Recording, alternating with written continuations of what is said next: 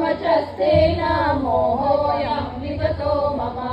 भवाप्ययोनिभूतानां श्रुतौ विस्तरशो मया ततः कमलपत्राक्ष महात्ममनिचाव्ययम् एवमेतद्यथार्थत्वमात्मानं परमेश्वर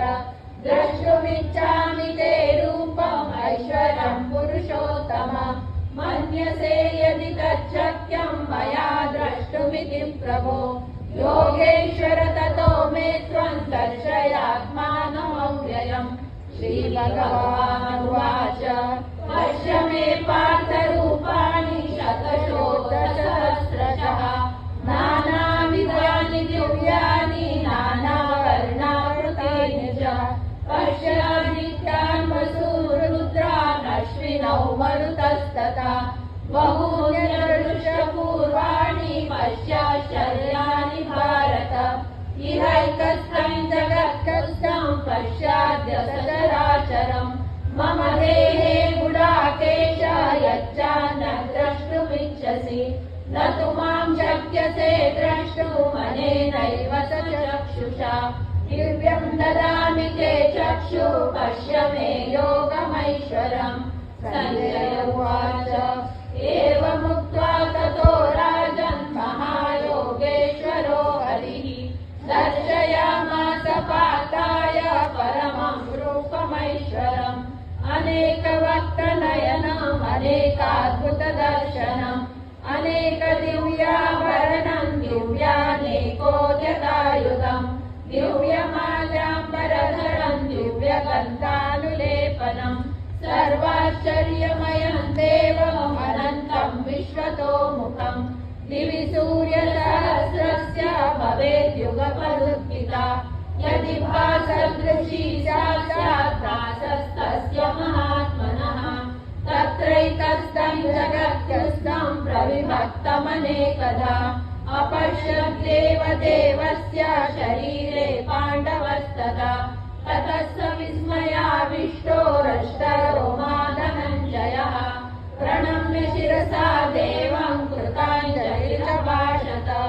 अर्जुन उवाच पश्यामि देवांस्तव देवदेहे सर्वांस्तथा भूतविशेषसङ्गान् ब्रह्माण्डमीशं कमलासनस्थं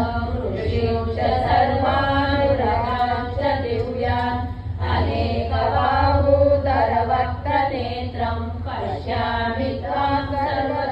सर्वतोऽनन्तरूपम्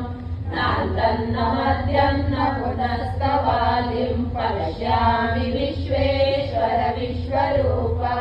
किरीटिनं गदिनं चक्रिणं च तेजोराशिं सर्वतो दीप्तिमन्तं पश्यामि त्वां दुर्निरीक्षं समन्तात् दीप्तानलार्कद्युतिमप्रमेयम् त्वमक्षरं परमं वेदितव्यं त्वमस्य विश्वस्य परं निधानम् त्वमव्ययः शाश्वतधर्मगोप्ता सनातनस्त्वं पुरुषो मतो मे अनादिमध्यान्तमनन्तवीर्यम् अनन्तबाहुं शशिसूर्यनेत्रम् पश्यामि त्वां दीप्तहुताशवक्त्रं स्वतेजसा विश्वमिदन्तपन्तम् द्यावा पृथिव्योरिदमन्तरं व्याप्तं त्वयैकेन दिशश्च सर्वाः दृष्ट्वाद्भुतं रूपमुग्रं तवेदं लोकत्रयं प्रव्यथितं महात्मन् अमीहि त्वां सुरसङ्गा विशन्ति केचिद्भिः प्राञ्जलयो गृह्णन्ति स्वस्तीत्युक्ता महर्षिसिद्धसङ्गा स्तुवन्ति त्वां स्तुतिभिः पुष्कराभिः रुद्रादित्या वसवो ये च साध्या विश्वेश्विनौ मरुतश्चोष्मकाश्च गन्धर्वयक्षासुरसिद्धसङ्गा वीक्षन्ते त्वां विस्मिताश्चैव सर्वे ध्रुवं महत्ते बहुवक्त्रनेत्रं महाबाहो बहुबाहुरुपादं बहुदरं बहुदंष्ट्राकरालं दृष्ट्वा लोका प्रव्यथितास्तथाहं प्रशान्तितमनेकवर्णं व्याक्ताननन्दितविशालनेत्रं दृष्ट्वा हि त्वां प्रव्यथितान्तरात्मा धृतिं न विन्दामि शमं च विष्णो दंष्ट्राकरालानि च ते मुखानि दृष्ट्वैव कालानलसन्निभानि दिशो न जाने न लभे च शर्मा प्रसीद देवेश जगन्निवास अमी च त्वा धृतराष्ट्रस्य पुत्रा सर्वे सहैवावनिपालसङ्गैः भीष्मो द्रोणसूतपुत्रस्तथासौ सहास्मदीयैरपि योधमुख्यैः वक्त्राणि ते त्वरमाणा विशन्ति दंष्ट्राकरालानि भयानकानि केचिद्विलग्ना दशनान्तरेषु सन्दृश्यन्ते चूर्णितैरुत्तमाङ्गैः यथा नदीनां बहवो वेगाः समुद्रमेवाभिमुखा द्रवन्ति तथा तवामि नरलोकवीरा विशन्ति वक्त्राण्यभिविचलन्ति यथा प्रदीप्तं चलनं पतङ्गा विशन्ति नाशाय समृद्धवेगाः तथैव नाशाय विशन्ति लोकाः तवापि वक्त्राणि समृद्धवेगाः लेलीयसे प्रसमानसमन्ता लोकान् समग्रान् वदनैर्जलग्नि तेजो विरापूर्य जगत्समग्रं भासस्तवोग्रा प्रतपन्ति विष्णो आख्याहि मे को भवानुग्ररूपो नमोऽस्तु ते देववर प्रसीद विज्ञातुमिच्छामि भवन्तमाद्यं न हि प्रजानामि तव प्रवृत्तिं श्रीभगवानुवाच कालोऽस्मि लोकक्षयकृत्प्रवृद्धो लोकान् समाहर्तुमिह प्रवृत्तः ऋते कृत्वा न भविष्यन्ति सर्वे एव स्थिता प्रत्यनीकेषु योधाः तस्मात् त्वमुत्तिष्ठ यशो लभस्व जित्वा शत्रुं भुङ्क्ष्व राज्यं समृद्धम् मयैनवेन यथा पूर्वमेव निमित्तमात्रं भव सौर्यसाचिन् द्रोणं च भीष्मं च जयद्रथं च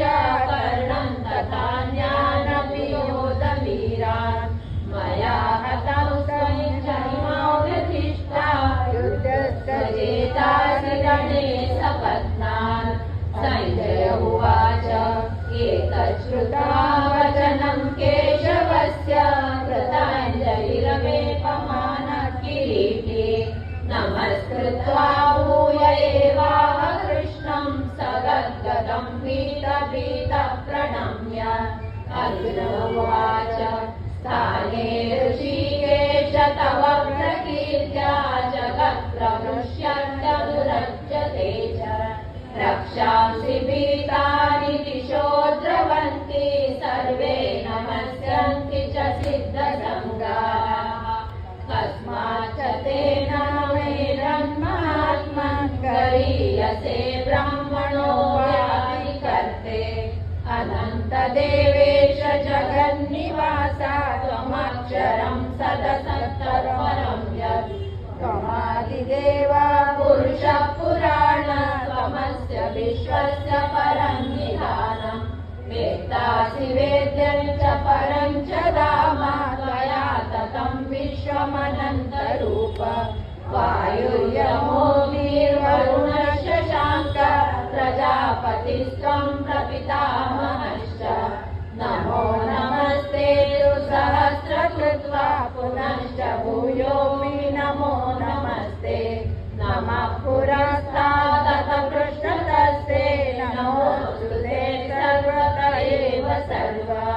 अनन्तवीर्यामितविक्रमस्त्वं सर्वं समाप्नोषि ततोऽसि सर्वः सखेति मत्वा प्रसवं यदुक्तं मे कृष्ण हे यादव हे सखेति अजानता महिमानन्तवेदं मया यच्चावहासाक्रमसत्कृतोऽसि विहारशय्यासनभोजनेषु एकोऽथवाप्यच्युत तत्समक्षम् तच्चामये त्वामहमप्रमेयम् पितासि लोकस्य चराचरस्य त्वमस्य पूज्यश्च गुरुर्गरीयान् न त्वत्समोऽस्त्यभ्यतिककुतोऽन्यो लोकत्रये च प्रतिमप्रभाव तस्मात् प्रणम्य प्रणिधाय कायं प्रसादये त्वामहमीशमीड्यम् पितेव पुत्रस्य सखेव सख्यो प्रियप्रियायार्हसि देव सोढुम् अदृष्टपूर्वं हृषितोऽस्मि दृष्ट्वा भयेन च प्रव्यथितं मनो मे तदेव मे दर्शय देवरूपं प्रसीद देवेश जगन्निवास विधिनङ्गदिनैचक्रहस्तमिच्छामि त्वां द्रष्टुमहं तथैव तेनैव रूपेण चतुर्भुजेन सहस्रबाहो भव विश्वमूर्ते श्रीभगवानुवाच मया प्रसन्नेन तवार्जुनेदं रूपं परं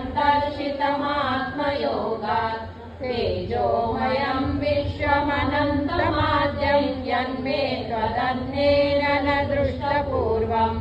न वेदयज्ञादयनैन दान्येन तपो विरुद्रैः एवं रूपः शक्य अहं लोके द्रष्टुं त्वदन्येन कुरु प्रवीर मा ते व्यथा मा च विमूढभावो दृष्ट्या रूपं घोरमिदृग्मवेदम् व्यपेतविप्रीतमना पुनस्त्वं तदेव मे रूपमिदं प्रपश्य सञ्जय उवाच इत्यर्जुनं वासुदेवस्तथोक्त्वा स्वकं रूपं दर्शयामास भूयः आश्वासयामास च भीतमेनं भूत्वा पुनः सौम्यवपुर्महात्मा अर्जुन उवाच दृष्ट्वेदं मानुषं रूपं तव सौम्यं जनार्दन इदानीमस्मि संवृत्तः सचेता प्रकृतिं गतः श्रीभगवानुवाच सुदुर्दर्शमिदं रूपं दृष्टवानसि यं मम देवाप्यस्य रूपस्य नित्यं दर्शनकाङ्क्षिणः नाहं वेदैर्न तपसा न दानेन न चेच्छया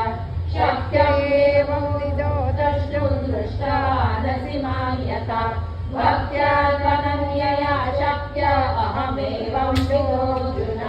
ज्ञातुं द्रष्टुं च तत्त्वेन प्रवेष्टुं च परन्तपः मत्कर्म कृन्मत्परमो मद्भक्तः सङ्गवर्जितः निर्वैरः सर्वभूतेषु यः मामेति पाण्डव ॐ तत्सदिति श्रीमद्भगवद्गीतासु उपनिषत्सु ब्रह्मविद्यायां योगशास्त्रे श्रीकृष्णार्जुनसंवादे विश्वरूपदर्शन